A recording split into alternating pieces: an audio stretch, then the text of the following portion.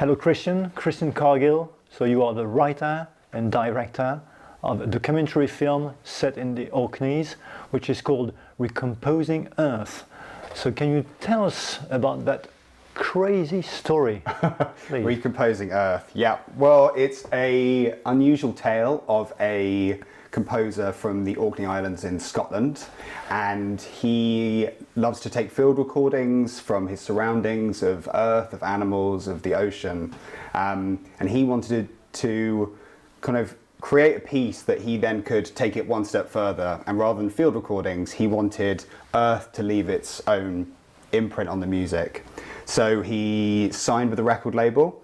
It's his first fully classical album, and he decided to record it with a full orchestra in Glasgow and then master it to analog 1/4-inch tape and then delete all digital copies of the tape and the recording, so we were just left with the one copy, and then bury that in a mountain for 3 years, completely exposed to the elements. So no bag, no plastic sheeting. Yeah, that's crazy. That's why I said it was crazy. It's pretty crazy. Yeah, and he's not the only crazy one in the project, because you've got these guys from music companies ready to spend money on something which might be nothing. Yeah. So was it a way to prove that there is something crazy in the music business, or? Yeah, I think it's definitely. I think it's a positive act of something. I think it's a positive, crazy act, like multi-layers across the board. But I think it was. The music industry in general is so safe these days. You know, it's all about algorithms and data, and they know exactly what the market wants. So this was Erland negotiating and proving that labels were still willing to take a risk when they're really put in a position to have that opportunity, which is a really rare thing. So yeah, it was definitely a leap of faith for them to put their money behind it and risk losing the music. So it's a real, I mean, it's a real plot. I mean, it's amazing the way it's built, because so you are the writer of the film, and so you told me that you got into the project in the middle of it, but when you watch the film, so I won't spoil anything, of course, because the film is screened this evening here, and people watching the interview, if they want to know what we're talking about, they have to go somewhere to watch your film before. But the fact is, you've got several layers there, which is first, the fact that it's a thriller. When you watched your film, and time is just running, you know, because there is a treasure hunt, you know, to try to find this real, you know, buried somewhere, and so you've got a lot of things, but in the end, makes you feel that it's much more clever than crazy, because you've got behind that conception of art which is showing, and I really loved it. So can you tell me about how you worked with the musician, so which name is Erland Cooper? Cooper, yeah. And the fact that how did you decide how you would edit your film to give this thriller kind of aspect of it? Yeah, I guess it was kind of a gift of a story in that when I joined the project about halfway through, it had already been running for sort of 2-3 years. The tape had only just been found in the mountain in Orkney by this local couple down in Victoria. And so what I was coming into was this already very mapped out, very orchestrated story of, you know, it had already been mastered, they'd recorded it, it had been deleted, and then he'd employed 3 sort of almost friends, collaborators, mentors that would guard physical sheet music of the album. So that would be the only kind of hard copy that exists, that if the tape was silent, that's the evidence that we did make something at some point, right? So you've got Paul Weller, Ian Rankin, you know, these kind of great heroes within their own industries in terms of writing and music. They would be the guardians. So already coming into it, it was this kind of gift of a story that you're overwhelmed with all of these layers of the cake that you have to work out in the script how you're going to weave all of these in together in this kind of coherent madness that all leads to, you know, whether the tape survives or not. So yeah, it was just a lot of fun. I think a lot of what's really amazing about the project, and I think I tried to encapsulate this in the film, and also the process of making it, was on the one hand you're doing something and documenting a story which is so important, right? like the album means so much time, money, investment has gone into this work, but at the same time, none of it matters, right? It doesn't matter if it's destroyed. So it's playing this juxtaposition constantly that it's of so much value, but also is completely valueless. And there's such a playful, fun element in that. So it was just kind of trying to encapsulate some of that seriousness, but also some of that, you know, no one take yourself too seriously here. Like, it doesn't matter. You know, what does matter is kind of what the message is of the whole project, rather than whether the music survives. Yeah, well, I really love the idea of a creative process there, because as you said, what matters is the result will be just a result of work of defining a work of art and accepting the fact that, well, silence can be man-made, because the process of creating it, so after doing something and leaving time and the earth do its work, in the end, if you have silence, you've got to accept it, and it's a different silence. It's just a silence that you encounter just by chance. So you were asked to film and to show something which is about, in a way, the unimportance of keeping track of things, because they destroy the memory of the music. And one of the musicians says that they knew that maybe what they were doing would amount to nothing, and she said that's maybe the reason why it was so intense, and the energy there was when they did know the recording. She said it was amazing, and she would remember it all her life. And so this paradox of making a film, which is supposed to be there for a long time, about singing the praise of Seize the Day. So how can you?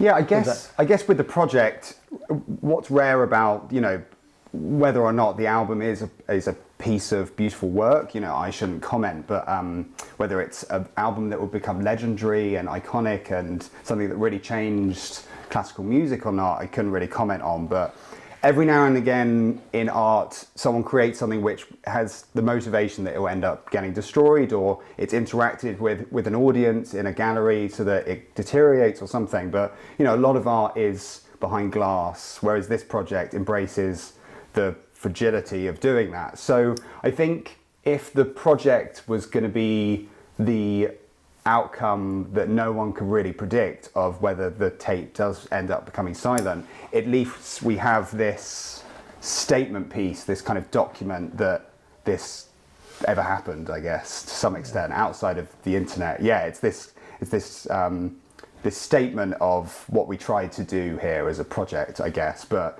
I don't know, maybe after the festival run I should put it on a hard drive and bury it and see if anyone finds it. So is the setting important? I mean, the Orkney Islands, I mean, we've got beautiful images of this area, and the people are being interviewed, part of the project or active in the project, and it really looks like a real community of people, and you can feel that it's some kind of team spirit, even though it was a very individual and personal idea. So how do you explain this very? Well, I think as a cinematographer as well, it was a gift for me, and to just come into a project where a landscape that I hadn't been to before becomes so important. It influences the music, it influenced him as an artist who had grown up on these islands in Scotland. So for me it was just a blessing that like part of the story means you get to go to this place, which, as you see, it's got all of these ancient traditions, and sort of there's this, we've got the ferry, and it was just me, the producer, and Erlen. We travelled up with him and spent a week there where I met the couple that found the tape, and Erlen showed us around and some of the more influential areas of the town, and where, of course, the tape was planted, as he puts it. So it was, you kind of get in on the ferry and you're immediately struck by this electricity in the air. And you wander around these old sort of Victorian, Georgian feeling towns, and you could just feel this sort of magic, everyone's smiling, and it's kind of the Wicker Man but without the sinister ending.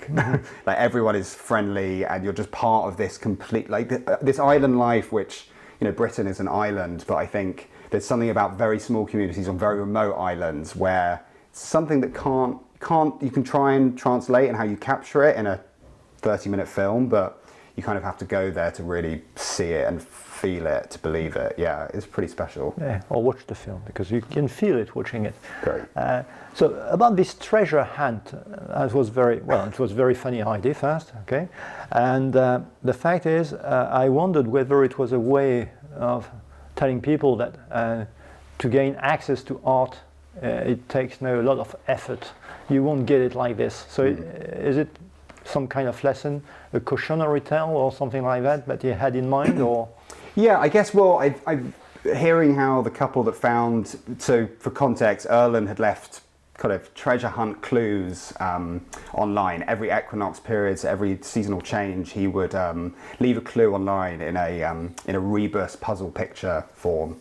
So the challenge was anyone in the world, someone travelled all the way from New Zealand, it didn't make the edit of the film, but someone travelled from New Zealand and they sent Erlen an email and said, just so you know, Erlen Cooper, I have been to the location of your tape. I have been there and I have dug it up and it is not there. It has been found and the person has not reported it and you will never get your tape back. It's missing. And he said the coordinates where he went, and Erlen kind of looked on his email and he messaged his dad and said, could you go to these coordinates? And it was the wrong location. This person had travelled all this way. So it's, again, having a bit of fun with it. It's getting people, it was kind of post-pandemic, so it was getting people outdoors, getting people excited, going back to kind of old traditional storytelling that's not on your phone. You actually have to physically be in a place and sort of track these things down. So I just thought it was another layer of this story of, wow, this is all so fun and tongue-in-cheek and a bit silly, but also a bit serious. So with the hunt sequence, as we call it in the film, yeah, I want to be quite playful in that of this, it's almost like Erlen is walking with the couple for their hunt, and he's almost leading them by this invisible hand down the wrong corridor in Stromness and up the wrong mountain, because they were searching for weeks over different trips. So yeah, I thought it was just a really fun opportunity to get quite playful with it, and it'd already been found, so it was, how do I translate that on camera, of how do I want to tell that element? And that's when I had the idea that, well, he buried the tape, why don't I bury my camera? Not exposed to the earth. I put it in a Tesco's bag. Yeah, well, it's an expensive camera. Yeah, well, I took a bit of a risk, and then I bought this like plastic sheeting to put over the lens so that he could, as you'll see in the film, that the plastic was all misted, so we ended up getting a wedding photograph frame, popped out the glass and taped that to my camera. So it was all very much in the spirit of this project. Yeah. You're taking a lot of risk. Yeah. Yeah, well, so yeah, I've got a lot of questions yet, but well, we won't spend all the afternoon, of course, because you will have to answer a question this evening too. But so if we get towards the end, so without spoiling, I recommend everyone to watch your film, of course, from the beginning to the end, but especially the 5 last minutes are very, very moving, I think. And it ends with a question about the fact, why do we create?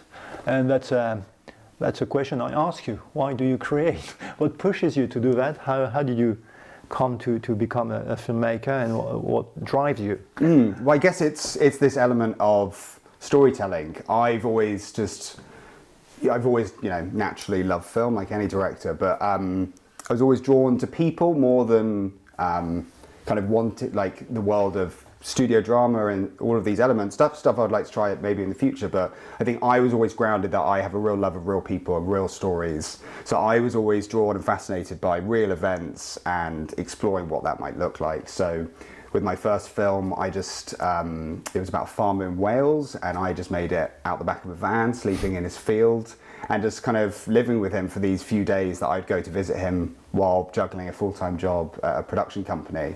But that was a film that I made for 1,500 quid as a kind of statement piece of, you can make a film for nothing that really matters. And it wasn't that the film, it wasn't that I thought I was doing anything pretty groundbreaking in terms of how I was making it, but I knew the story was really important because I'd read about this farmer online and his perspective on how we can like reevaluate our place in the world and find happiness. So with that film, it was this moment, and you know, the film then did very well, very unexpectedly. I thought it would get into one festival and then be forgotten, but the film led to me, you know, leaving my job and starting a production company and making this film, working my first feature documentary. But the core, it always goes back to the same thing. You know, this film, I had a bit more money, but you know, more than 1,500 quid, but not a crazy budget. I still, you know, produced, shot and did a lot of it. But it's always going back to that core value of forgetting budgets and stuff. It's all about what the story is and people, I think. And especially with this one, it's got so much heart, so much character, so many interesting elements and people getting to meet, from the couple that found it to, you know, the mod father, Paul Weller. I think it's always going back to that motivation of what is the story and why is it important to share one person or a community of people's story with an audience. So yeah, that's kind of the motivation for why I create, I guess. So I hope you keep doing it for a long time, because it's a great film, and I'm looking forward to watching it on big screen this evening. So thank you very much. Pleasure, thanks.